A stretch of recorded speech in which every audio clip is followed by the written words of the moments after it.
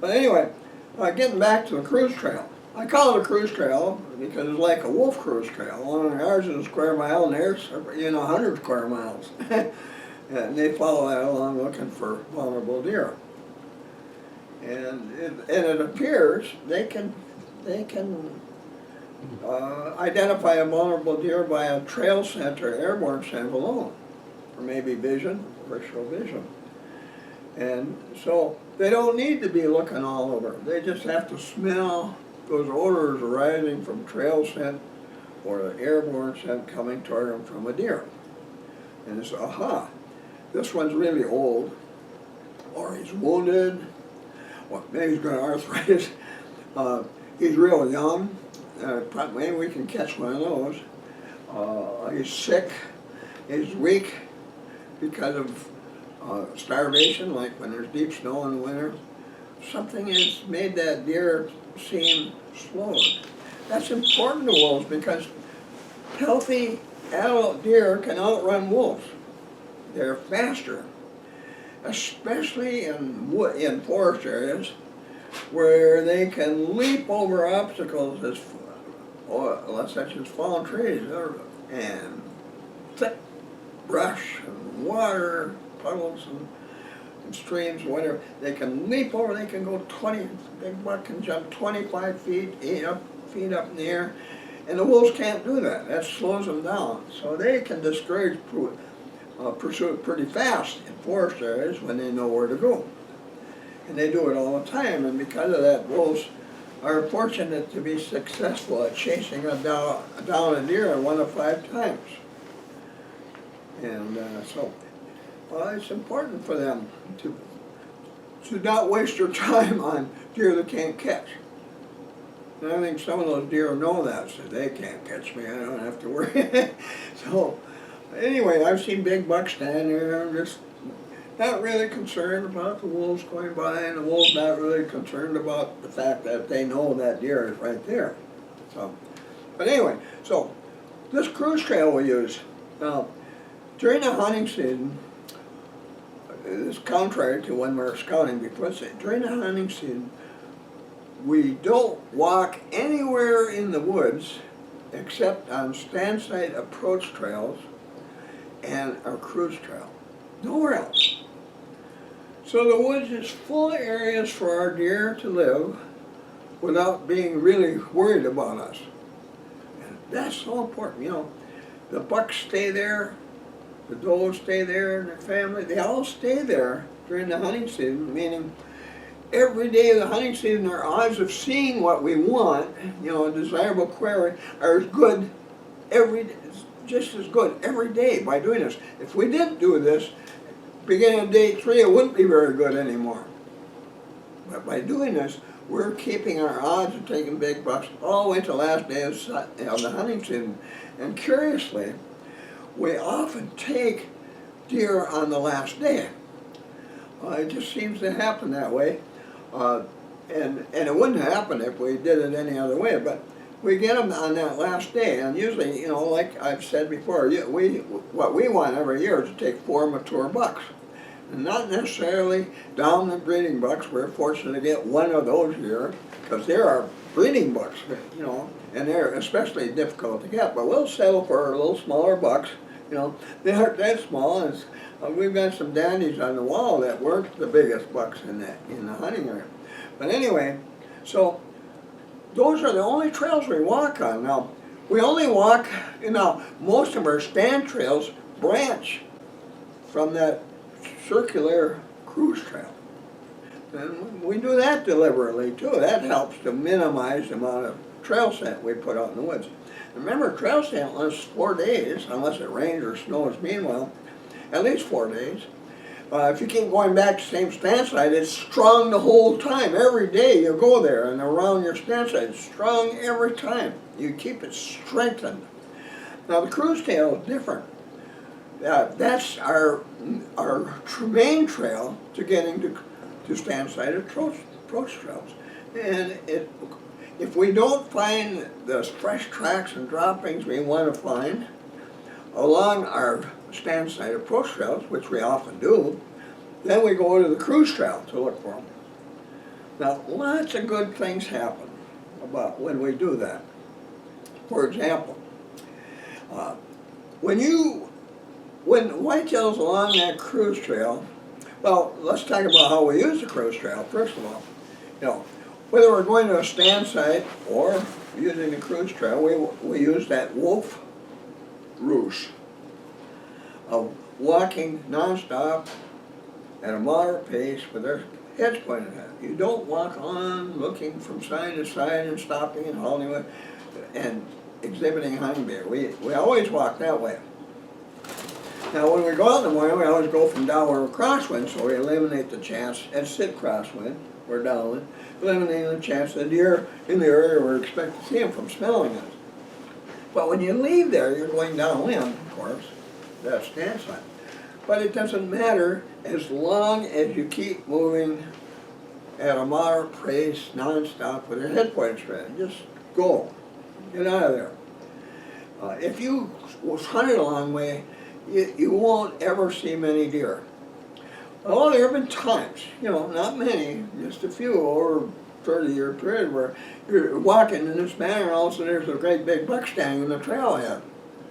And he doesn't know you're there. He's looking the other way, and boy, when that happens, of course, you stop. You fire up the deer.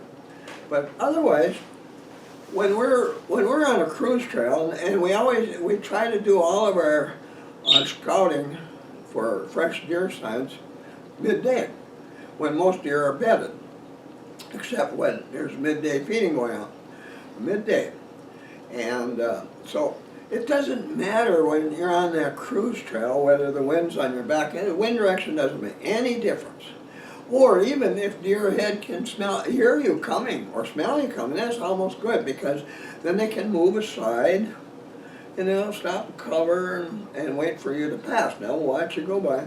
That's almost good that they do know you're coming when you're scouting midday during the hunting season.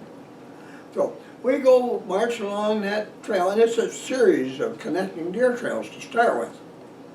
And like I mentioned earlier, sometimes we change parts of them because they aren't working out for some reason or it just didn't work. But anyway, we're marching on that series of cruise trails. We might only march a certain portion, just small portion. But oh, here's what I was looking for. A big buck has been walking on my tracks here even. This is all I need to know for this evening. And or I found another place. What we're always looking for is signs that tell us where to hunt during the next 2 feeding cycles. Later today, or later today and tomorrow morning, or in the morning, or in the evening. We're coming in tomorrow morning and tomorrow afternoon. But we're always looking for at least 2 places to hunt based on those fresh deer signs. But anyway, when we're out there at 11 o'clock and we're marching along this thing and we think, oh, this is enough, I'm going to turn around and go back. That's fine. Just turn around and go back. But keep moving like you're supposed to do it. Then we go back to camp for lunch, and then we sit down and think, well, get the map on, check the wind direction, and maybe the latest weather forecast for how we're going to get there without the deer knowing it. And sometimes it can be kind of a thing where you have to take a big, long detour because of the wind direction to get to that place without deer knowing it. Or maybe you have to go around to the other side of this feeding area where you expect that buck to be this evening. Or this trail that's using this evening next to the way around. So a big, long detour. You think about those things, but that's important if you're going to hunt bucks. This buck hunting is different than hunting other deer, as you know now. So we sit and figure all that out, and then we go back in the evening. Or if we found all this in the evening, we go there in the morning and get there early. I won't go into that again now, but anyway, so that's what we're doing when we're cruising. Now, we use that cruise trail a lot.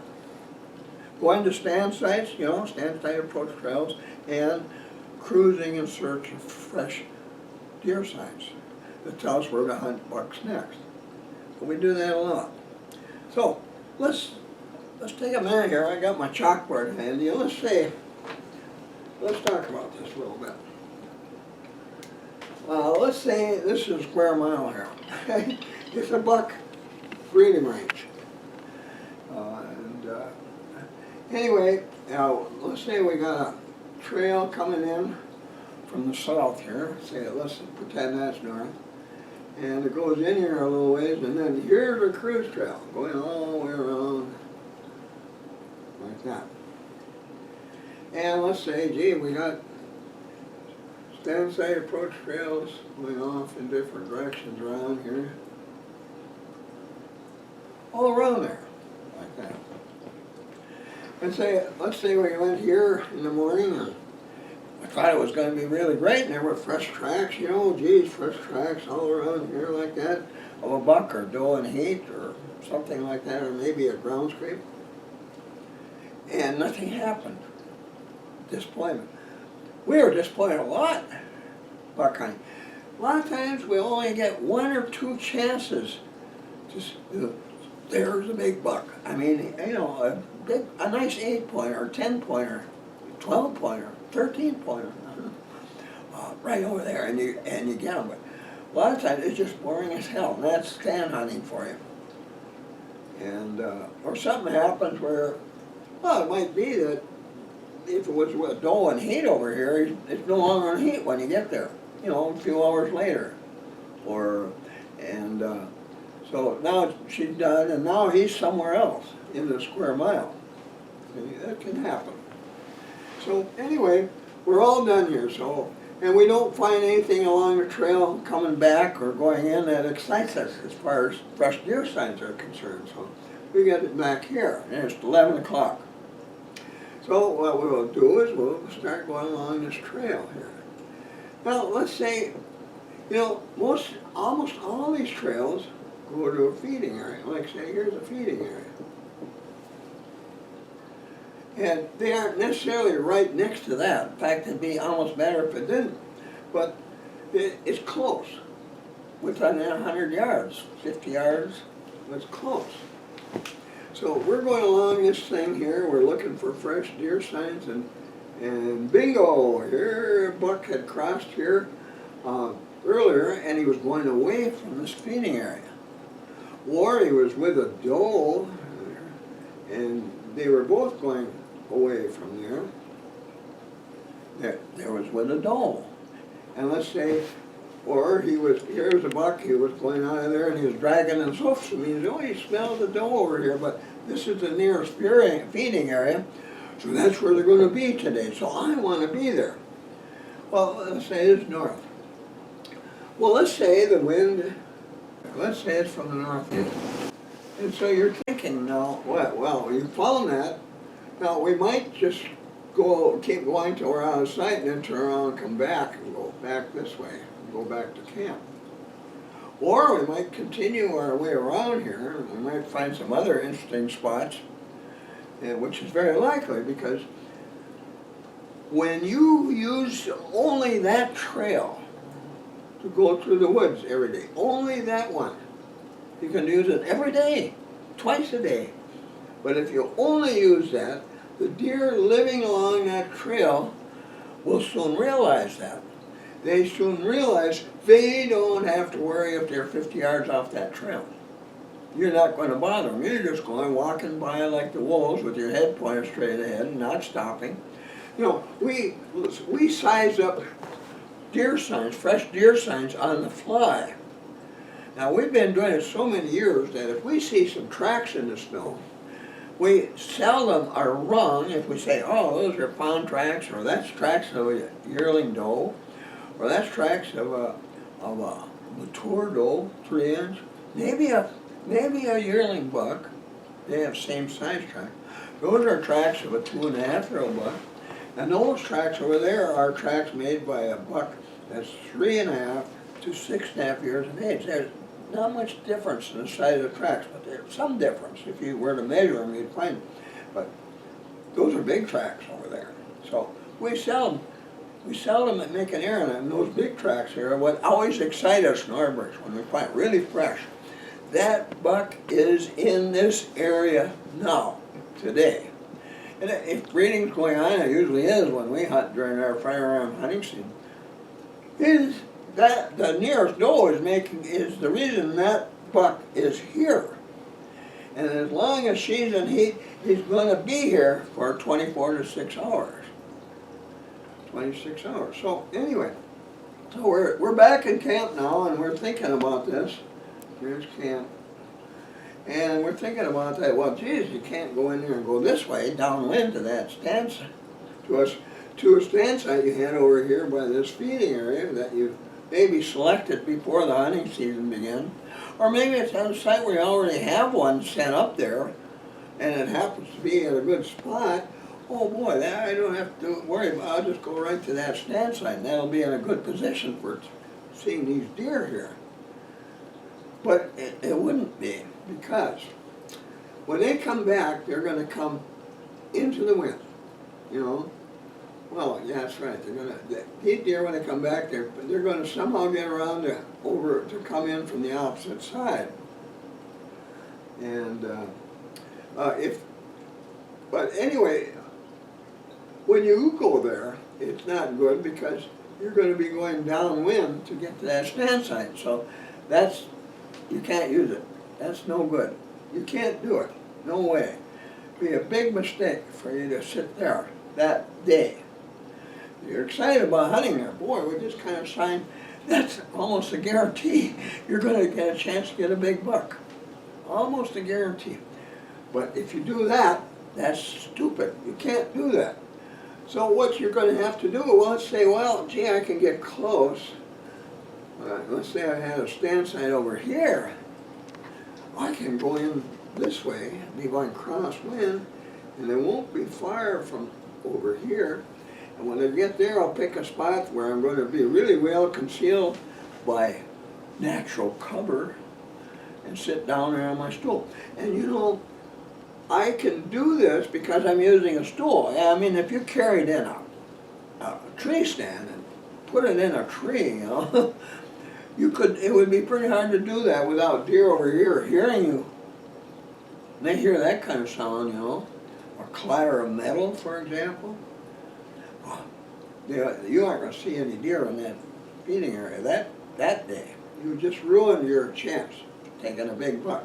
So come in from crosswind or downwind, or I might decide, gee, maybe I'll go up here and come in this way. But if you get on the downwind side in the afternoon, the deer coming to the feeding area from downwind are going to get you every time there. You don't want to be downwind in the afternoon. That's something. It's great in the morning. You're already there because they start feeding at not long after 4 in the morning, and there it's dark. They're already out there if you go there in the morning. But let's say it's afternoon, so you have to be thinking this way. Okay, I'm going to go in. I'll sit crosswind, and the wind's blowing by me like that. You know, that's fine. They ain't going to smell me. And then if you did that, well, gee, now we're all set here. But when those deer come back to feed here in the evening, in the wolf country, they might not show up till a half hour before dark. You know, it's going to be late. But your chances of seeing those deer, that big buck there, are going to be excellent.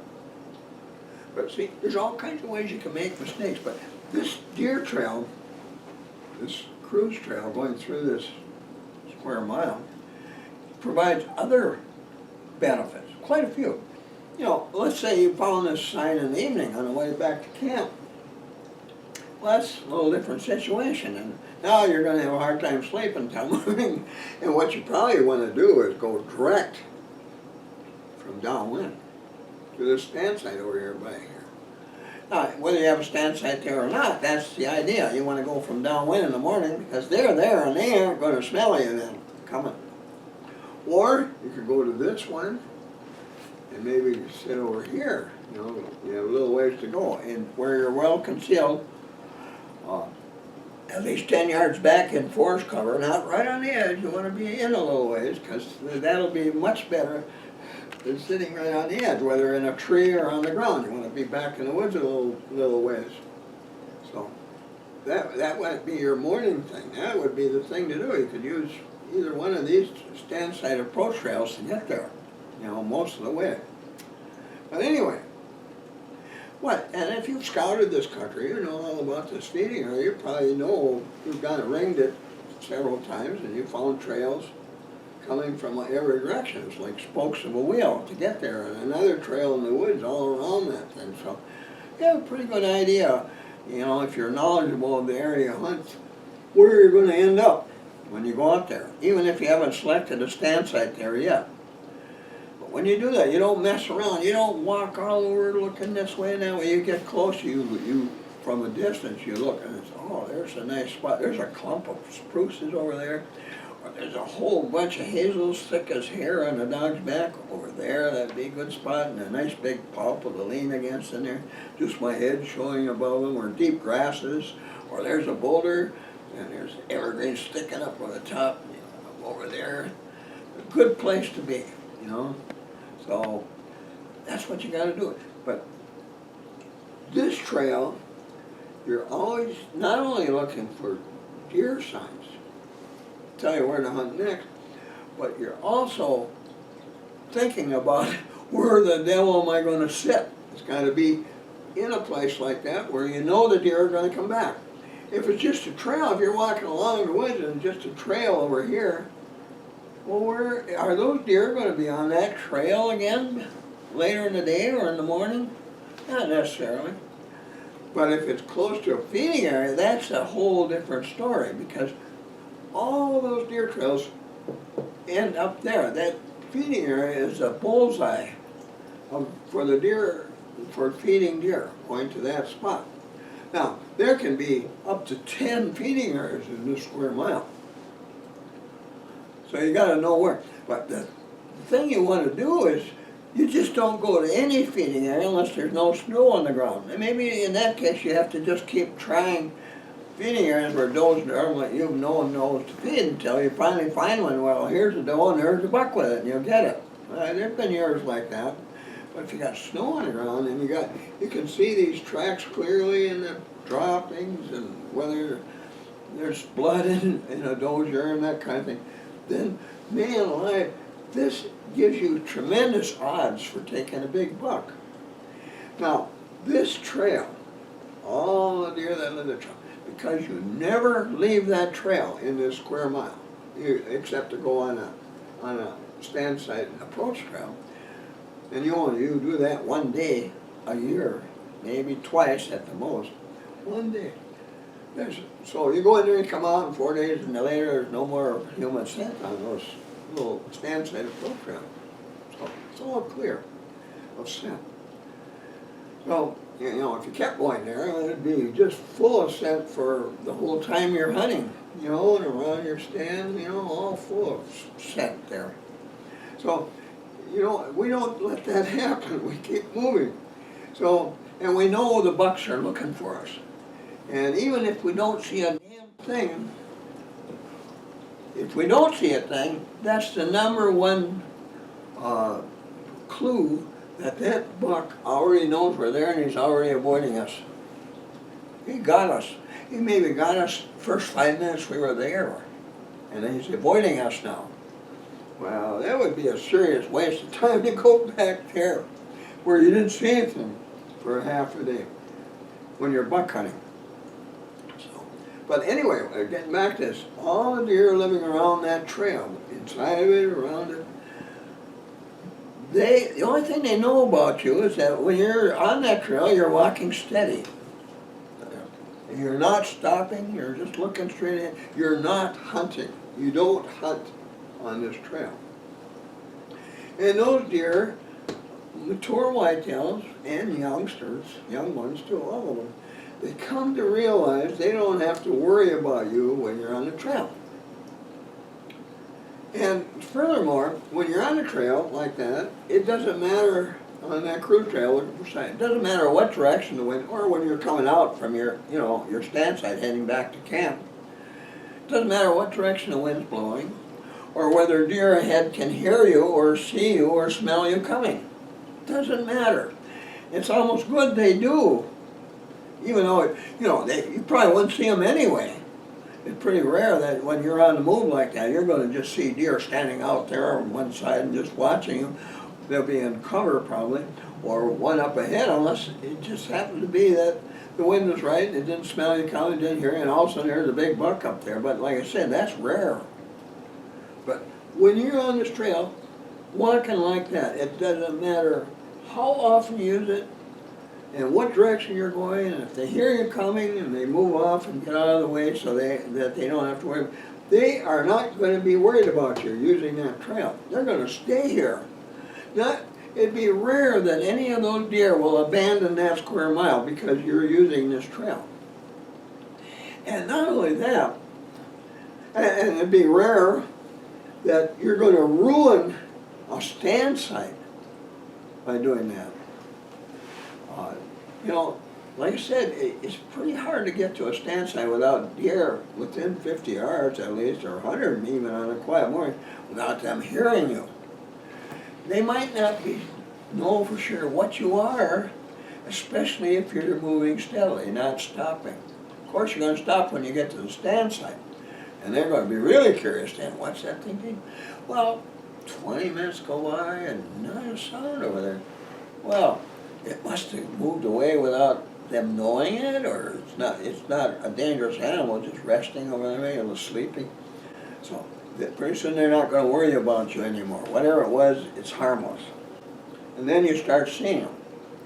That's why we like to get to our stand sites 30 minutes before first light and get that period, that 30-minute, 30-minute period behind us when it becomes legal. You know, half hour before sunrise, it's legal to shoot a deer.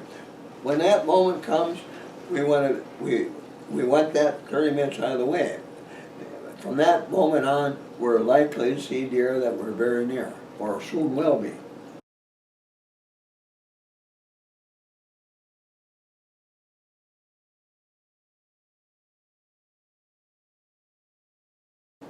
And so, that's why probably I would say, you know, personally, about 90% of deer I've taken the last 30 years, and that's true of a lot, but most of us, most of the time, we're taken during the first or second hour of the day. That's our absolute best. Well, in the morning, last year, we took 2 bucks.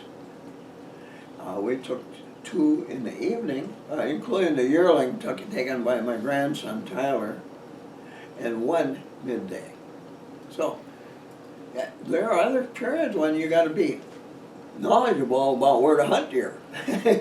But boy, we do really well early morning. That's always been well. Usually early morning opening day, we get 2 of the 4 we plan to take during the hunting season. We could each take 1, but we never take that many bucks because we don't want to over $100 because we're good at it. We could do that. We want to leave enough behind each year so we have a bunch to hunt again the following year.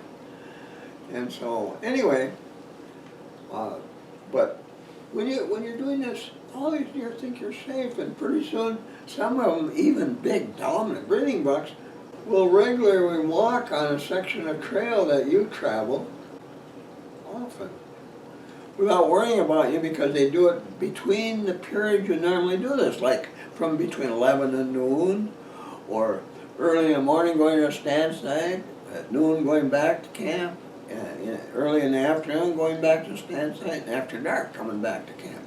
They know they expect you're going to be on that trail during that time, but you're harmless when you're doing that, so they don't worry about that. So the rest of the time, like say around 9, 10 o'clock in the morning, big old buck, he decides he wants to go over here somewhere, and he'll walk right on your tracks. And other deer. And you know what? When they start doing that, they are vulnerable to good, skilled stand hunting in that area. That trail can become your best spot to take a big buck when that happens. And all these deer around here, all the while you're hunting, and every time you go on this, you're going to find trails, fresh deer sign all around that area, because they don't worry about that trail. They can walk on it, they can walk across it. So you're always finding fresh deer signs on that cruise trail. It's a bonanza for finding where to hunt a buck next for the next 2 feeding periods. And that's all we count on, is just the next 2, because we know it's kind of stupid to keep going back to the same one after one time. We might be wrong about that most time, but more often, we're absolutely right about that. And we want to keep our odds for taking a big buck as high as they can be every day we hunt, every half day we hunt. So that's what we do. And we do it without any harm to numbers of deer in the area. By using this method, there's going to be all kinds of human trail set on that trail every day. But they know it's done by a harmless human, or 2 or 3 of them. They're harmless. Maybe 3 or 4 of them go by. They're going to different stand sites and far off stand sites.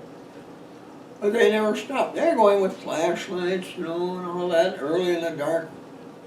Nothing to worry about. Those guys that go on this trail are not hunting deer. It's like wolves. They know the wolves can be dangerous, but if they're not hunting, they don't worry about them because they don't want to have to run every time they see a wolf. And same way with humans. It happens all the time. But it's difficult to realize that's happening because you hardly ever see it. You can walk on this trail and it never comes to your mind that, boy, you're passing up 6, 8 deer on the way to a stand site without knowing it. But if you're doing this, you are. If you aren't doing that, if you're sneaking along the way and every time you go to a stand site, wherever you go, or sneak in on the way back, there aren't going to be 6, 8 deer in that area for you to hunt. Pretty soon, by the 3rd day, those numbers start dwindling pretty fast. Especially, and your odds of taking a big bucks become terrible if you're sneaking all the time when you're going around on these particular trails. Now, all the rest of the time, like I say, we don't go anywhere else. And generally we drop the deer in their tracks, so we aren't chasing wounded deer all over this area either, which can be destructive to subsequent hunting in the area. That's the one. Now, you see, when I was talking about nitty-gritties, isn't this kind of amazing? Isn't it amazing that all kinds of hunters haven't thought about it just in the past? I don't know. I was so fortunate to begin studying whitetails when they did. When they didn't know anything about tree stands and they walked around, I could start seeing these things. I was so fortunate to find wolves that showed me how you can move through a woods without alarming deer. How many of you get to see that? Well, we did.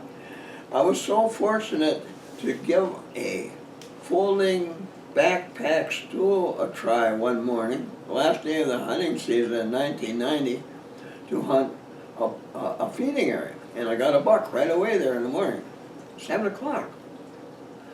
By doing that, it was so easy and I couldn't understand. Now I just said, boy, is this amazing. I never hunted that spot before and I didn't have a stand site there to use. And gee, I could go there as silently as a human could go and put my stool down around a clump of evergreens on a little rocky outcropping without making any sound that I could tell. Sit down on it, and I could sit there and look at this feeding or a browse area just full of red osiers and with white tips on it. The deer have been feeding there and tracks all over in there and fresh. Oh, this is a good spot. I'm going to see one here. And then a half hour, where's the deer? And I made a grunt on my grunt call, and immediately the doe walked out about 100 yards away, and stood there in the open and looking around like, where did that grunt come from? And so I grunted again, and she came right toward me, and out came this big 8-pointer. He was the dominant breeding buck of the area, obviously. It trailed her, and they came right down and stood right in front of me, and I got the buck. I said, this was amazing. Yes, a stool like that will enable me to hunt wherever I want to go, anytime I want to go. If I find really fresh deer signs, or say this fresh ground scrape out there in November, boy, I've taken some really nice bucks at fresh ground scrapes in November when all breeding was going on, when bucks don't normally refresh or make ground scrape. I've taken some daddy. If I hadn't been able to, didn't have a stool on my back, it would have been really hard to do a good job of hunting those kind of places. But that, it made it so easy, and you could do it silently, and you weren't putting things in trees and holding or sawing or chopping or doing anything like that. Put a tree stand up, just all silent as possible. And when you move like that and you're quiet, it's hard for a deer to know for sure whether you're a human or a deer or a moose or whatever. Maybe just squirrel. Hard for them to know. Or fox. So they won't run away. They won't run away until they know for sure what you are and if you're hunting. They want to know that. They get real curious about something they hear. They can't figure out what you are. So. Now, isn't this amazing? You start doing this kind of stuff. Now, that takes a lot of work beforehand. You know, you got to get out there. You can't just go out there for the afternoon and decide on which deer trails to use for a cruise trail, or where to put stand sites and where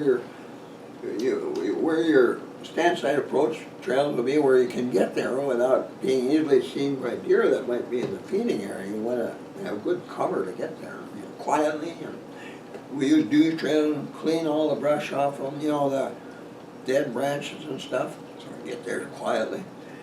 That takes some work. Might take you 2-3 years to get to this point. You might decide, oh, this part of the cruise trail isn't worth a damn, so let's go over this way instead, and that kind of thing. But once you got it, that can last you for years and years. Every year, that cruise trail can be a bonanza.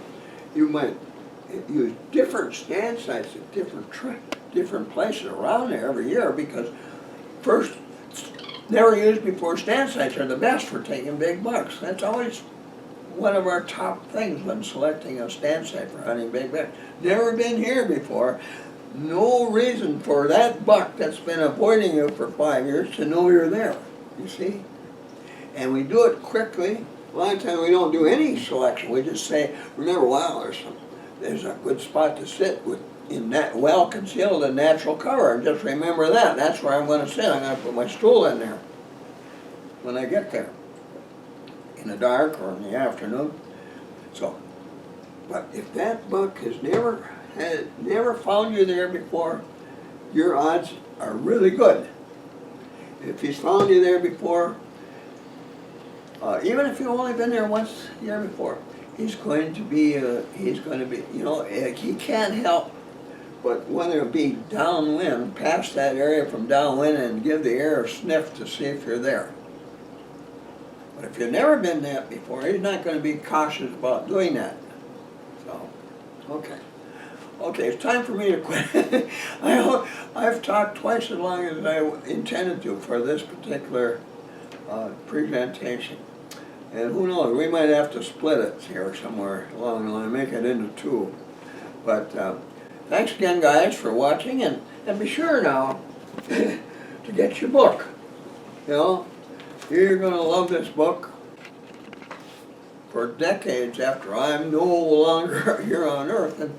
And at my age, just about 85 now, who knows when that's going to be, but I hope it won't be soon, but yeah, I don't feel like it should be. I'm still pretty vigorous and able to scout and hunt, and so I hope it won't be soon, but long after I'm gone, you're going to want this book in your house. You'll be taking it to deer camp, you'll ruin it with all kinds of underlines and markers and dirty pages and dog ears and all that kind of thing, but you're going to use this book. You really will use it a lot. And the same with my bear book. So, and one thing too, let me just mention, when you order one of these, if you go to my website, you're going to find you can get a copy of one of my previous Whitetail Hunters Almanacs, the smaller ones that I did years ago, and each one covers different subjects based on the research I was doing at the time. You can get one of those for free when you order this, so take advantage of that. Those little almanacs, those former almanacs that are no longer in print, some of them are selling for $500, $750, even $1,000 on eBay. believe it or not. They get to be valuable. So those are, you know, you buy one 10 years from now, that might be worth a lot of money. Not that you're going to want to sell it, because you just don't find these in antique stores or bookstores. Everybody gets one, they keep them. Or maybe some lady, she dies and her kids come in, we go and hunt and they see them, they might end up in an antique store or somewhere. But it's kind of rare nowadays. But they're worth, they can be worth quite a bit of money in time. So, but you're going to want these, so be sure and order yours soon, and it's a good time of year to do it. So with that, I want to thank you, and before you leave, be sure to press that red button down there. You know, as many people as I've got watching me nowadays, that's still really important to do that, because that influences Google, YouTube, on whether I'm going to be able to continue doing this or not for a long time to come. So be sure to do that, and poke that thumbs up button as well. That's just as important. So it sounds crazy, but it is. So with that, thanks again. Thanks for watching. Thanks for all you guys watching these last 18 months. This has been really great, and I appreciate it. So good luck to you now, and we'll see you again soon. Be sure to visit my website. Here's the link. Here you'll find links to my blog posts, my Twitter account, my YouTube account, my Amazon store with links to my ebooks, my son's eBay store, a money saver if you're ordering from Canada or other countries, my website bookstore, and much more.